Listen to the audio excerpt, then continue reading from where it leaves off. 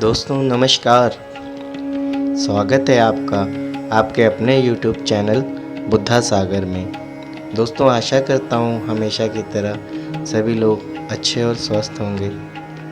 दोस्तों आज हम बात करने वाले हैं बुद्धा जी के कहे गए विचार और समझाने की तरीके पर। दोस्तों एक बार की बात है, बुद्धा जी का एक भिक्षुक जो शिष्य था, उसके मन में बहुत से विचार आया करते थे। तो एक दिन वह भ्रमण करते हुए अपने संग के साथ किसी एक नगर से दूसरे नगर पर जा रहे थे। तो रास्ते में वह विश्राम करने के लिए बैठ गए। तो दोस्तों जो वह शिष्य था उसने आकर महात्मा बुद्ध को सवाल कर दिया कि भगवान, हम बहुत ज़्यादा सोचते रहते हैं, कोशिश भी करते हैं आपके साथ रहकर, पर विचार हमारा पीछा क्यों नहीं छोड़ते हैं। हम बहुत ज़्यादा विचारों पर काबू करने की कोशिश करते हैं, पर ऐसा हो नहीं पाता, विचार हमारा पीछा नहीं छोड़ते। तो महात्मा बुद्ध अपने शिष्य को देखते हुए उसके उत्तर में उन्होंने कोई उत्तर नहीं दिया, बल्कि अपने शिष्य को कहा कि मुझे बहुत ज़ोरों से प्यास लग रही है, क्या आप मेरे लिए पानी ले आओगे। तो जो शिष्य था उसने पात्र उठाया और लेकर तालाब की ओर चल दिया। वहाँ पर नज़दीक में एक तालाब था, तो उसी तालाब की ओर वो गया पानी भरने के लिए। पर उसने क्या देखा दोस्तों कि वहाँ पर कुछ लोग कपड़े धो रहे थे। तो वह थोड़ा और आगे बढ़ा कि थोड़ा और तालाब के दूसरे छोर से स्थिर पानी को मैं पात्र में भर लूं और ले जाऊं। तो जब वह उस जगह पर पानी भरने लगा दोस्तों, तो वहाँ पर कुछ जानवर जैसे गाय, पशु, और वो आकर तालाब में पानी पीने लग गए।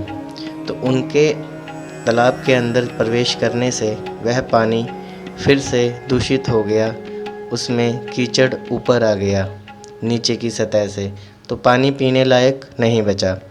तो उसने फिर हाथ को हिलाते हुए कोशिश की कि पानी साफ़ हो जाए, अपने हाथों की मदद से इस कीचड़ को मैं नीचे बैठा दूं। पर वैसा कुछ नहीं हुआ और वह निराश होकर उस तालाब से वापस अपने संग की ओर चल दिया। तो महात्मा बुद्ध बैठे हुए थे, तो वह उनका शिष्य जब उनके पास पहुंचा तो उसने कहा कि महात्मन, मैं पानी लेने गया था, पर वह पानी तो पीने लायक ही नहीं बचा। मैंने बहुत कोशिश की, पर उसमें उसकी नीचे की सतह का कीचड़ ऊपर आ गया था, तो वह दूषित जल था, इसलिए मैं आपके लिए जल नहीं ला पाया।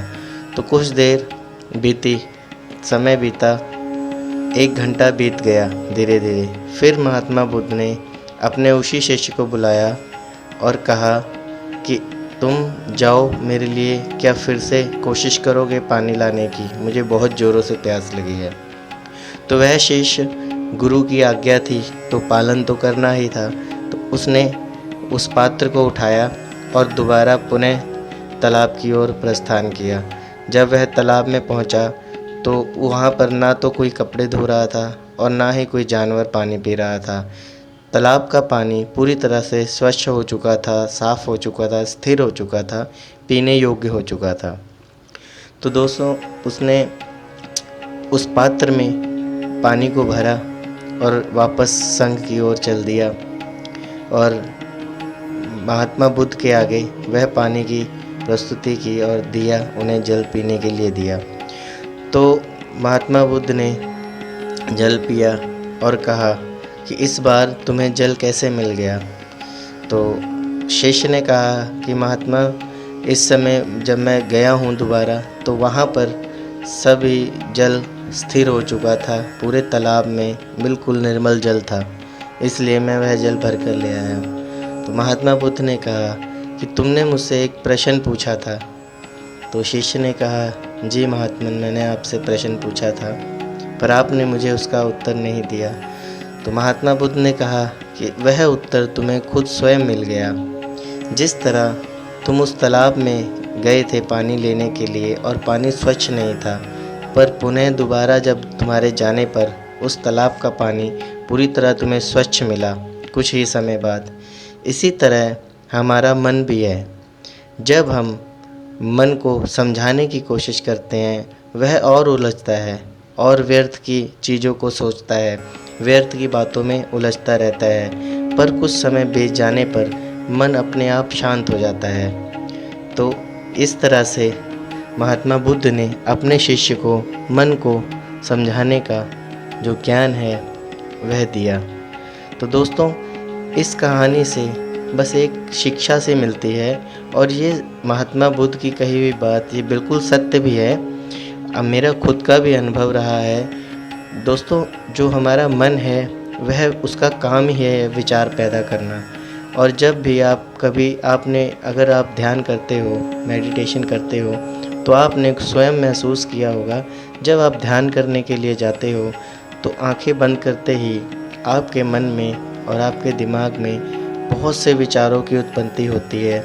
ऐसे विचार जो कि आप ऐसी बातें आ जाती हैं कि आपने वो काफ़ी दिन पहले सोची होंगी, एकदम से ही आपके मन में आ जाती हैं। तो दोस्तों, मन का काम है विचारों को पैदा करना, उसे पैदा करने दीजिए। यह कहानी आपने कभी और भी सुनी होगी कहीं ना कहीं, पर जो तरीका है दोस्तों वह मेरा समझाने का यह था कि जो मन है, आप जब ध्यान करते हो तो उस समय पर आपके मन में कोई भी विचार आए उसे आने दो। मन को अगर किसी भी विचार का जवाब नहीं मिलता तो वह खुद ब खुद शांत हो जाता है और उसके बारे में सोचना छोड़ देता है। इसी तरह जितने भी विचार आए आपने सिर्फ देखते रहना है अपने होश में कि क्या क्या विचार आ रहे हैं। 15 मिनट लगेंगे दोस्तों, 20 मिनट लगेंगे, 1 घंटा लगेगा। आप एक बार 1 घंटे तक ऐसा करके देखें, आपका मन 30 से 35 मिनट 40 मिनट तक शांत होने लगेगा। क्योंकि जो विचार आपके मन में आया उसका जवाब आपने उसे नहीं दिया, यानी वो जो चाहता था आपने नहीं किया, आपने बस सुना, देखा और आप बैठे रहे। आप अपनी आंखों को बंद ही रखिए और देखते रहिए क्या खेल हो रहा है। यह खेल 1 से 2 दिन 3 दिन चलेगा, क्योंकि मन का काम है खेलना, वह खेलेगा आपसे। पर धीरे धीरे आपका मन शांत होने लगेगा, क्योंकि उसके सभी विचार जब खत्म हो जाएंगे तो विचारों की स्थिति शून्य हो जाती है, तो कोई विचार नहीं आता।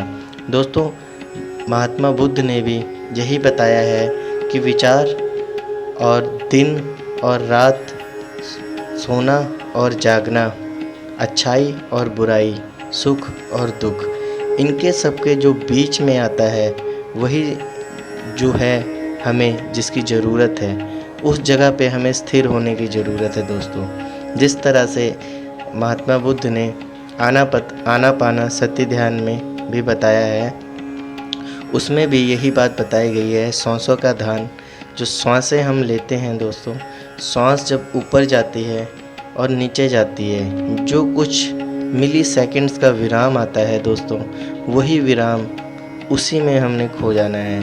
तो दोस्तों, आज के लिए इतना ही।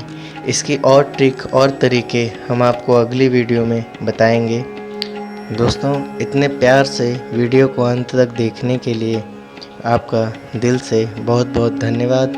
मिलता हूँ मैं आपसे अगली वीडियो में। तब तक के लिए दोस्तों, वीडियो अच्छी लगी हो तो चैनल को सब्सक्राइब और वीडियो को लाइक करें और दोस्तों में शेयर करें। मिलता हूँ आपसे अगली वीडियो में, तब तक के लिए धन्यवाद, नमस्कार।